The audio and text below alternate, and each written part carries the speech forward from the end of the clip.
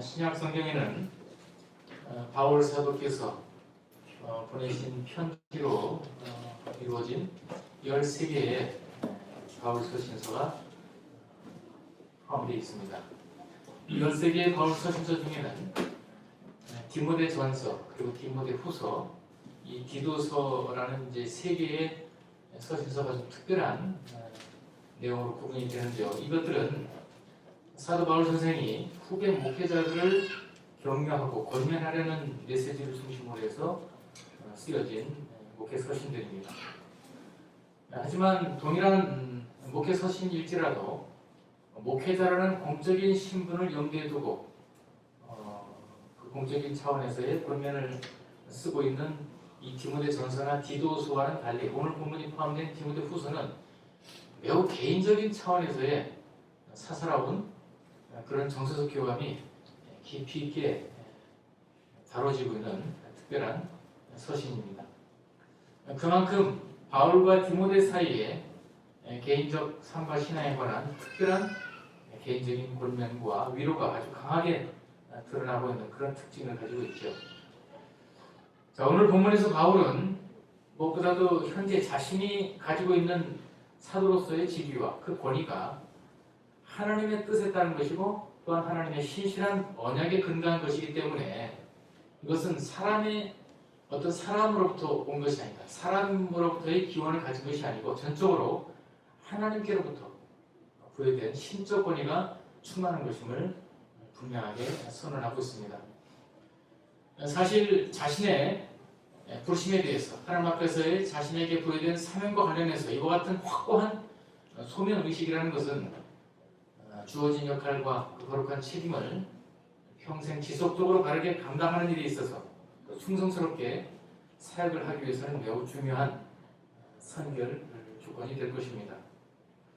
그런데 바울이 오늘 본문에서 이처럼 자신의 소명에 관한 확신을 이처럼 확실하게 더욱 목소리를 높여서 힘있게 증거하고 있는 이유는 단지 자신의 개인적인 그 확신만을 상대방에게 설득시키라는 것이 아니라 이 서신서를 통해서 이 서신서의 수신자인 이 디모데로 하여금 다시 한번 용기를 갖고 참 하나님 앞에서 담대한 믿음을 회복해서 주어진 사명을 잘 받들어 감당하도록 하기 위한 그런 뜻이 있습니다. 즉 바울은 자신의 사랑하는 제자인 디모데로 하여금 디모데 또한 바울과 동일하게 하나님의 은혜의 경륜 속에서 하나님의 일꾼으로 하나님의 종으로 특별히 부름을 받았다는 사실을 다시 한번 상기하고 따라서 그 디모데의 인생과 신앙과 삶을 통해서 하나님께서 지금 그분의 깊으신 뜻을 이루고 계시고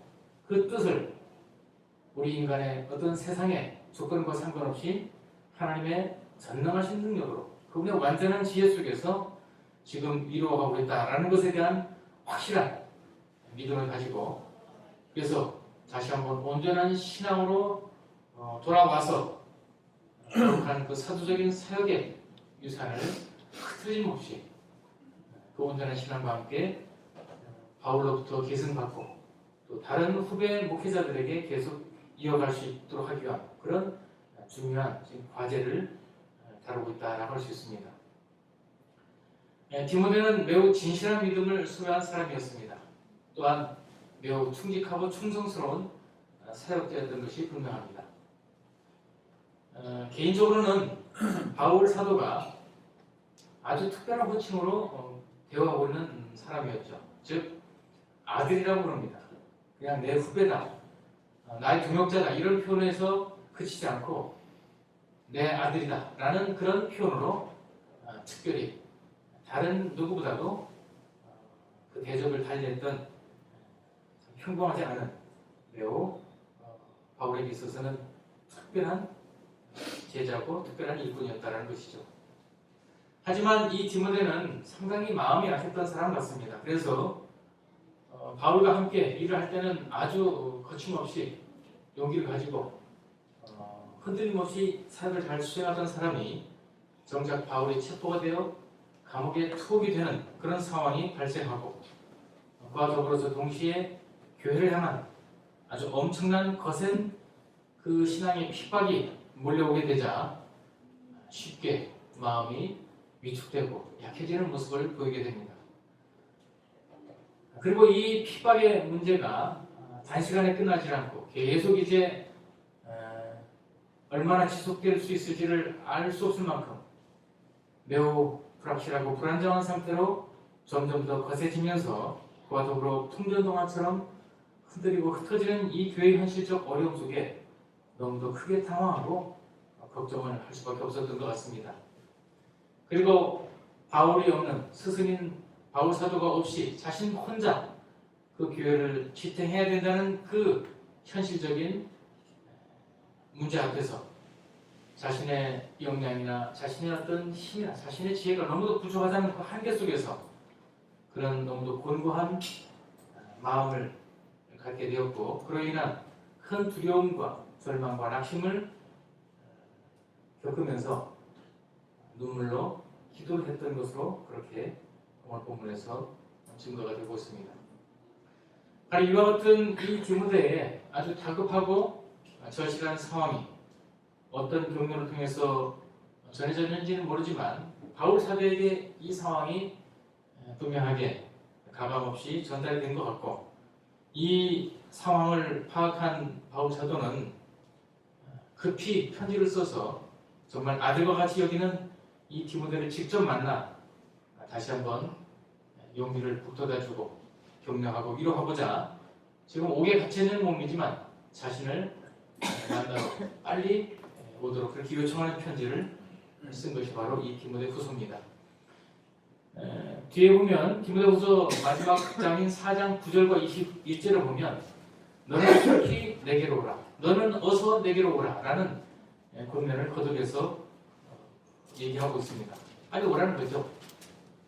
그래서 바울은 매우 연약해져 있는 이 디모데를 빨리 만나서 그에게 주님의 이름으로 위로하고 함께 기도하여 그가 영적으로 다시 한번 굳건한 반석 위에 서 있는 그런 용기백배한 믿음의 사람으로 다시 한번 거듭날 수 있기를 간절히 기대하고 있었다는 것입니다.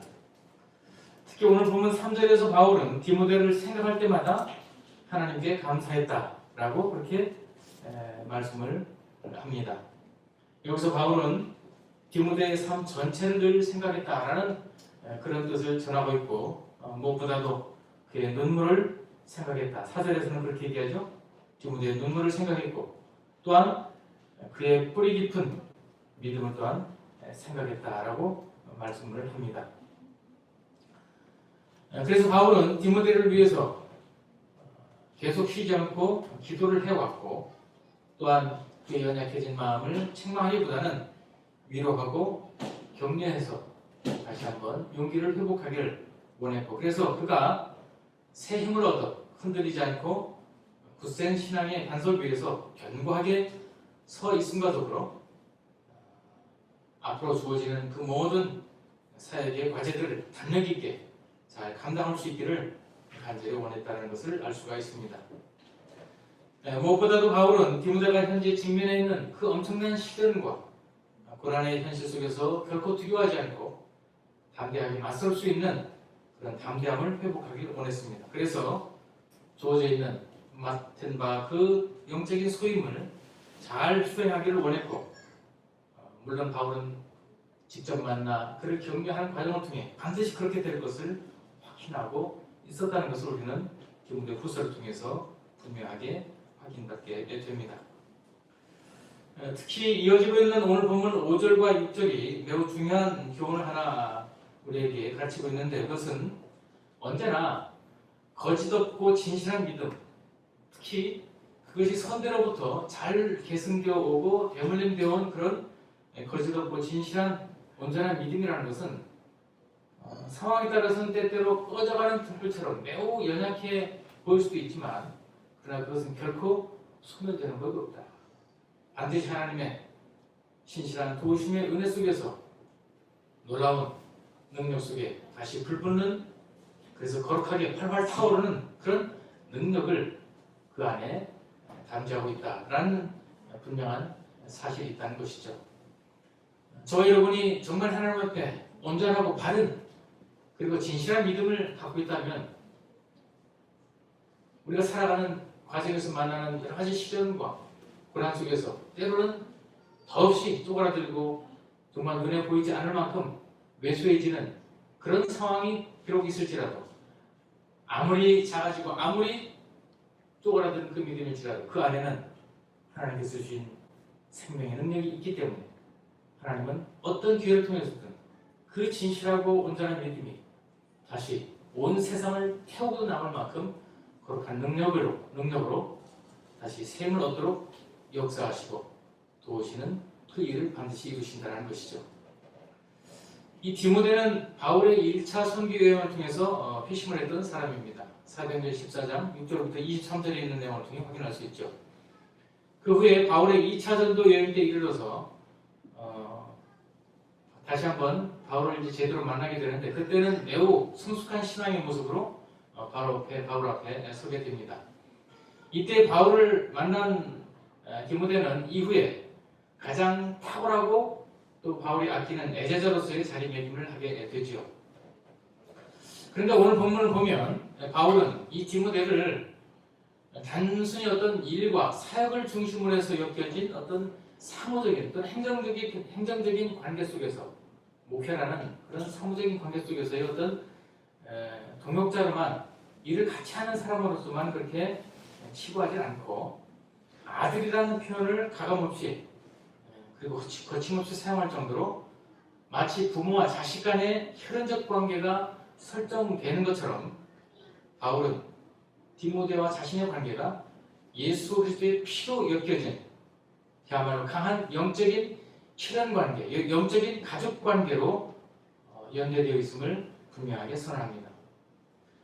사실 이것은 바울 사도와 디모데와의 관계만이 아니라 그리스도 안에서 가르치는 자와 또 가르침을 받는 자 사이의 관계, 더 나아가서는 교회 안에 있는 모든 성도들의 상호 관계는 서로 가르침을 단순히 주고받는 그런 학교 울타리 내지는 어떤 교실 안에서의 관계에 머무르는 것이 아니다라는 것이죠.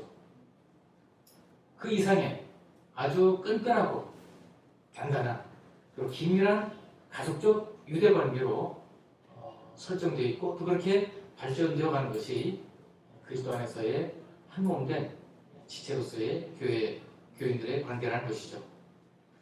우리가 성경을 보게 되면 이 스승과 제자라는 호칭의 차원에서 제자라는 말을 우리가 많이 듣게 되죠. 우리가 제자 되는 것이 이제 하나님 앞에 가장 지상 최고의 목표인 것처럼 그렇게 이제 우리가 많이 이해를 하는데 사실 이 성경에서 제자라는 이 단어는 사도행전 16장 21절, 21장 16절. 그러니까 마태, 마가, 누가, 요한 이 사복음서가 이어지는 이 사도행전 21장 16절까지만 이 제자라는 용어가 나오고 그 이후는 사라집니다. 그래서 로마서 이후 모든 이 신약 성경의 서신서에서는 제자라는 단어가 쓰이지 않습니다. 스승과 제자의 관계라는 것이 그렇게 강조되고 있다는 것이 아니라는 것이죠. 사실 바울 사도도 자신이 직접 복음을 전해서 회심시킨 사람들에게 자기의 제자라고 언급한 적이 한 번도 없습니다. 오히려 형제들, 자녀들, 나의 형제들아, 나의 자녀들아 라는 식으로 호칭을 했고 이래서 마치 혈연적인 가족관계 안에서 맺어진 친형제나 또는 자기가 직접 낳은 친자식처럼 그렇게 인식했을 뿐이지 단지 가르침을 주고받는 스승과 제자의 관계로 설정한 적이 없다는 것을 볼 수 있습니다. 바로 그렇기 때문에 바울은 그런 그들을 위해서 정말 그리스도 안에서 하나님 나라 안에서 신족으로 영적인 가족으로 맺어진 그들을 위해서 자신의 목숨도 전혀 아끼지 않을 수 있다는 그런 담대한 고백을 한 것을 우리는 데살로니가전서 2장 8절을 통해 확인을 할 수 있습니다. 바울이 얼마나 이 예수 믿는 사람들과의 관계 속에서 엮여진 관계가 일반적인 혈연적 가족보다 더 강하고 깊은 유대가 있다는 것을 이렇게 말씀합니다. 우리가 이같이 너희를 사모하여 하나님의 복음뿐 아니라 우리의 목숨까지도 너희에게 주기를 기뻐하면 너희가 우리의 사랑하는 자 되리라. 자, 그리스도 안에서 한 가족된 그 지체들을 너무너무 사랑하는 나머지 그는 자신의 목숨을 주는 것조차도 전혀 아깝지 않다라고 그렇게 선언하는 것을 알 수가 있습니다. 바울만이 아니라 주님께서 특별히 또 사랑하셨던 사도 요한, 요한복음과 요한 1서, 2서, 3서 그리고 요한계시록까지 썼던 이 요한 사도도 보면 특히 요한 1서와 2서와 3서 등 이 서신서들을 통해서는 나의 자녀들이라는 표현을 매우 자주 쓰고 있는 것을 볼 수가 있습니다. 그만큼 사도 요한도 예수 믿는 우리의 서로의 신자들의 상호 관계를 그런 가족적인 유대 관계로 강하게 인식하고 있음을 알 수가 있는 것이죠. 누구보다도 우리 예수님이 또한 제자들을 어떻게 대우하셨는가라는 사실을 보게 되면 자신들의 제자를 그런 가족적인 개념, 하나의 가족으로서의 이론으로 대우하시고 혈연적인 가족보다도 오히려 그 하나의 가족을 더 긴밀하고 강력한 연대가 있는 그런 관계로 이해하고 계셨음을 우리는 마태복음 12장 46절부터 50절에서 확인할 수 있습니다. 여기서 우리는 한 가지 중요한 교훈을 확인하게 되죠. 그것은 교회 안에서 성도들이 맺고 있는 관계라는 것이 오늘날 우리가 흔히 보는 것처럼 어떤 객관적으로 외적으로 엮여져 있는 제한된 하나의 어떤 특정한 목적을 중심으로 해서 단지 서로 함께 일을 하기 위해서 모여진 그런 회중으로 끝날 때 그것은 참된 교회의 본질을 제대로 드러내지 못하게 되고 따라서 그것은 온전한 신앙 그리고 바른 사역의 내용들을 다음 세대로까지 제대로 흔들림 없이 계승하기가 어렵게 된다는 것이죠. 정말 하나님 나라의 가족으로서의 유대와 연대가 확인되지 않는 한 하나님은 그 교회를 통해서 온전한 신앙, 바른 신앙 그리고 바른 하나님 나라의 일을 다음 세대로 이어가는 일을 제대로 풀어갈 수 없다는 사실을 분명하게 말씀하고 있다는 것을 우리는 주목을 해야 될 것입니다. 오직 바울과 이 디모데의 관계 안에서 분명하게 드러나고 있는 대로 혈연적인 관계를 능가할 만큼의 영적이고 신앙적인 차원에서의 가족적인 유대와 연대가 더욱 강화되고 넓혀질 때에만 그리스도 안에서 한 몸된 교회와 그 교회에 속한 모든 지체들의 신앙적 열정은 조금 더 후퇴함이 없이 늘 새롭게 진전이 되어지고 역동적으로 앞으로 나가게 될 것이며 따라서 온 교회가 늘 하늘의 신령한 생명력으로 늘 충만하게 됨으로써 다음 세대에게 거룩한 신앙과 사역의 그 유산들을 온전하게 대물림하고 또 발전적으로 계승할 수 있다는 것을 우리는 분명하게 교훈받아야 될 것입니다. 사도 바울의 경우를 우리가 살펴보게 되면 다메섹 도상에서 예수님과 그분의 교회를 핍박하기 위해서 아주 분기탱천하여 예수 믿는 자를 다 잡아 죽이기 위해서 다마스커스로 쫓아가던 이 사도 바울이 그 노중에서 주님을 만난 이후 나머지 인생 그 죽을 때까지 그의 신앙과 삶에 있어서 정말 지칠 줄 모르고 예수 그리스도를 향한 열정과 헌신과 사랑을 끊임없이 끝없이 지치지 않고 불태울 수 있었던 것은 그의 신앙 인생 그리고 사역의 삶 속에서 끊임없이 잉태되고 또 태어나고 또 지속적으로 성숙해가던 그래서 바울의 그 신앙과 그의 사역을 계속 대를 이어서 계승해 나갈 수 있었던 그런 영적인 자녀들과 디모데와 같은 영적인 후손들이 존재했기 때문이라는 것을 우리는 분명히 알 수가 있습니다. 그런 차원에서 오늘 본문은 특히 세 가지 면에서 신앙의 계대성, 즉 참된 신앙이 다음 세대로 이어지는 문제의 중요함을 강조하고 있습니다. 먼저 바울은 믿음의 아버지와 아들로서의 관계를 바울 자신과 디모데의 관계로 그렇게 설정하고 있죠. 이미 앞에서 말씀드린 내용입니다. 두 번째는 조상적부터 하나님을 섬겨왔다는 바울의 신앙 고백을 여기서 우리는 듣게 됩니다. 조상적부터 하나님을 섬겨왔다는 것은 바울 자신의 신앙 고백이기도 하고 디모데의 또한 동일한 신앙 고백이기도 하다라는 것이죠. 세 번째는 그렇게 대를 이어서 특히 디모데의 경우에 3대에 걸쳐서 이어지고 계승되고 있는 디모데 가문의 뿌리 깊은 믿음을 여기서 또한 강조하고 있습니다. 뭐라고 하고 있죠? 5절을 보시면 디모데가 가지고 있는 이 지금의 온전한 그리고 아주 신실한 믿음은 어디서부터 왔느냐? 내 외조모 로이스, 그 외할머니 로이스와 그 다음에 어머니 유니게를 통해서 결국 디모데에게까지 이어지게 됐다. 이 3대에 걸친 믿음의 계승을 통해서 하나님이 디모데를 하나님의 귀한 사역자로 불러 쓰시고 있다는 사실을 암시하고 있는 것이죠. 이 3대에 걸친 신앙의 계승과 관련해서 우리는 구약에서 자주 등장하는 아브라함과 이삭과 야곱의 하나님이라는 그 하나님의 특별한 호칭을 우리가 떠올리게 됩니다. 그만큼 이 디모데에게 이어진 믿음, 계승된 그 신앙, 디모데 가정에 굳건하게 3대에 걸쳐서 발전적으로 대분이 되고는 이 신앙의 내용은 그만큼 아브라함과 이삭과 야곱의 그 가문을 통해 모범이 되었던, 미리 예시가 되었던 그 신앙의 계승과 대분임의 그 아름다운 모습이 다시 디모데의 가문을 통해서 증명되고 있음을 분명하게 강조하고 있다는 것이죠. 그만큼 이 디모데의 가문을 통해서는 신앙의 올바른 유전 그리고 바른 계승이 이어지고 있다는 사실을 여기서 가르쳐주고 있는 것이죠. 아브라함이 이삭에게, 그리고 이삭이 야곱에게, 그리고 야곱은 12아들에게 온전한 신앙을 계승했던 그 아름다운 그림이 바로 디모데의 가문 안에서 이루어지고 있다는 것입니다.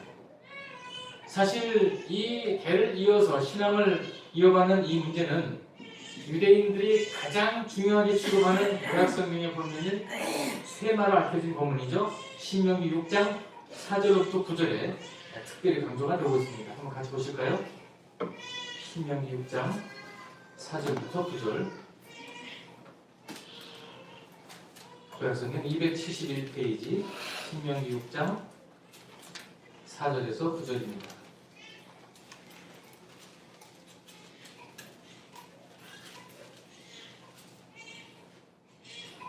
6장 4절에서 9절. 이스라엘아 들으라. 우리 하나님 여호와는 오직 유일한 여호와이시니 너는 마음을 다하고 뜻을 다하고 힘을 다하여 네 하나님 여호와를 사랑하라. 오늘 내가 네게 명하는 이 말씀을 너는 마음에 새기고 네 자녀에게 부지런히 가르치며 집에 앉았을 때든지 길을 갈 때든지 누워있을 때든지 일어날 때든지 이 말씀을 강론할 것이며 너는 또 그것을 내 손목에 메어 기호를 삼으며 내 미간에 붙여 표로 삼고 또 내 집 문설주와 파간문에 기록할지어다. 이 내용은 뒤에 이어지는 이제 신명기 11장 18절부터 21절 다시 한번 비슷한 내용으로 반복이 되고 있습니다. 그만큼 올바른 신앙과 믿음이 대를 이어서 계승되는 일이 얼마나 중요한지를 강조하고 있다는 것을 알 수가 있죠. 이 말씀을 통해 이 신명기 6장과 11절의 말씀을 통해서 우리가 분명하게 결론을 내릴 수 있는 중요한 사실 한 가지는 우리가 하나님을 사랑하는 그 진정한 신앙과 삶의 가장 구체적인 증거가 뭐냐라고 할 때에 그것은 우리 자신이 먼저 하나님의 말씀을 잘 듣고 순종하는 것도 물론 결정적인 하나님을 사랑하는 증거가 되지만 그보다 더 중요한 것은 자녀들에게 그 동일한 믿음을 제대로 계승하는 것으로 확보될 수 있다는 것이죠. 여기서 자녀들이라는 것은 이제 혈족적인 면에서의 자녀들을 1차적으로 의미하기도 하지만 이것은 이제 영적인 면에서의 가족을 염두에 둔 말씀이기도 합니다. 바울과 디모데의 관계처럼 혈연적인 관계는 없지만 내가 믿음을 가지고 있는 그 신앙의 내용을 누군가에게 전해서 그가 그 복음을 받고 예수를 믿고 하나님을 경외하는 신앙, 온전한 신앙으로 서게 되면 그 사람이 또 다른 사람에게 말씀을 전해서 또 하나님의 백성으로 태어나게 하는 그런 과정을 통해 영적인 면에서의 대물림이 이어지는 것이죠. 자, 그런데 그런 가족관계 밖에서 이루어지는 그런 대물림이 물론 중요하지만 한 가정 안에서 대를 이어서 그런 믿음이 전승되는 것이 그 가정의 가장 내지는 그 가정의 어른으로서의 매우 하나님 앞에서 결정적인 신앙의 중요한 증거가 된다는 면에서 우리는 이 신명기 6장과 11장의 말씀을 좀 더 깊이 있게 좀 들여다볼 필요가 있습니다. 즉 하나님을 사랑하는 삶의 가장 구체적인 표현, 가장 분명한 증거가 될 수 있는 것은 우리가 자녀들에게 신앙을 제대로 교육하고 가르치는 일이라는 것을 반복해서 강조하고 있다는 것이죠. 그만큼 한 집안이나 한 교회 공동체 안에서 온전한 신앙의 대물림이, 온전한 신앙의 전승이 제대로 되는 것만큼 하나님을 사랑한 증거는, 그보다 더 큰 증거는 없다라는 것을 우리는 기억할 필요가 있다. 아브라함이 믿음의 조상이라는 호칭을 얻었습니다. 왜 그랬을까요? 앞에서 말씀드린 대로 그의 믿음이 아들인 이삭에게, 그리고 그의 손자인 야곱에게, 그리고 증손자들인 12지파에게 그 믿음의 내용들이 조금도 변질되지 않고 오히려 발전적으로 계속 개선되었다는 것을 우리는 기억할 필요가 있습니다. 저와 여러분의 믿음도 최소한 3대까지는 그 믿음이 제대로 계승될 때 하나님 앞에서 정말 내가 주님을 진실하게 사랑했다는 그 증거를 확인받을 수 있는 결정적인 증거를 우리가 확인할 수 있다는 것이죠. 한마디로 마음과 뜻과 성품을 다하여 여호와를 사랑하라 라는 이 말씀에 대한 온전한 성취는, 그리고 그 여호와를 사랑하고 하나님을 사랑하는 삶의 최고 최상의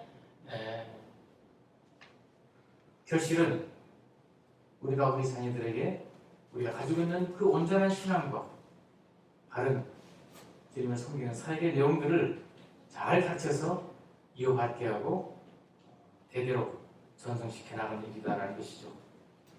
우리는 이 일을 위해서 부모된 자리에 있을 때마다 늘 내 자녀에게 그런 하나님 앞에서의 온전한 신앙, 하나님을 사랑하고 그 뜻대로 행하는 그 믿음을 가감없이, 변질됨이 없이, 오히려 더욱 발전된 내용으로 대부님하는 일에 참 힘을 다해야 될 것이고, 그 일에 우리의 능력과 우리의 지혜와 우리의 힘만으로는 결코 가능한 일이 아니기에 하나님 앞에 간절히 은혜를 구하는 겸손함이 있어야 될 것입니다. 오늘 두 아이가 이제 유아세례를 받았습니다. 감사한 것은 참 이 아이들이 이 디모데처럼 3대째 신앙을 이어받는 그런 모습으로 서 있다는 점에서 참 감사한 일이죠. 저희 이 손자 이른이는 저로부터 따지면 이제 친가로는 3대지만 외가적으로 따지면 5대째 신앙입니다. 그렇게 참 믿음이 흔들리지 않고 퇴색되지 않고 3대, 4대, 5대에 걸쳐서 이어진다는 것은 그 자체가 참 기적이죠. 우리 장로도 이산한 권사님으로부터 최소한 3대까지 이어지는 그 믿음의 뿌리를 이제 깊게 내리고 있음을 보게 됨으로써 우리가 하나님 앞에 함께 기뻐하고 감사할 수 있는 일이 된 것입니다. 바라기는 참 우리 이 자리에 모인 우리 성분 남포교회 교우들의 가정에서는 대대손손 이와 같은 아름다운 신앙의 대물림이 참 흐트림없이 잘 이루어지고, 그것을 통해서 비록 우리가 외적으로 다른 데 가서 전도를 잘 못한다 하더라도 가정 안에서, 집안 안에서의 온전한 신앙의 개선을 통해 그 모든 것을 상쇄할 만큼의 그런 놀라운 하나님의 위로를 경험하고, 그것을 통해서 우리가 또한 하나님을 얼마나 사랑하는지에 대한 확인을 우리 자신의 신앙 체험으로 경험해 나가는 그런 놀라운 복이 계속될 수 있기를 그 말씀으로 축원합니다. 기도하겠습니다. 자비로우신 주님, 참으로 아브라함과 이삭과 야곱과 12지파로 이어지는 가장 아름다운 신앙의 그 계승에 오늘 우리가 다시 한번 이 시대를 살아가며 바라보게 됩니다.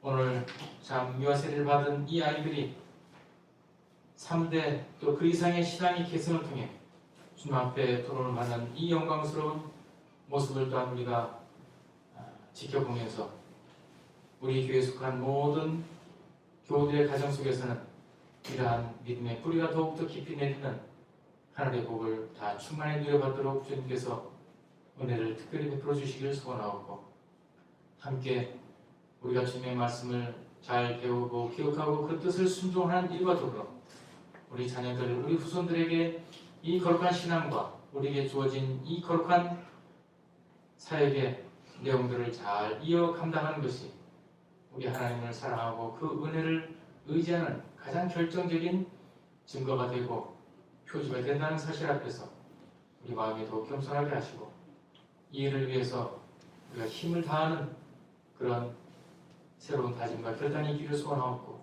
또한 이 일을 위한 하나님의 특별하신 은혜가 더욱 풍성하게 부어지기를 간절하게 구하는 겸비함을 또한 우리 마음에 부어주시기를 소원합니다.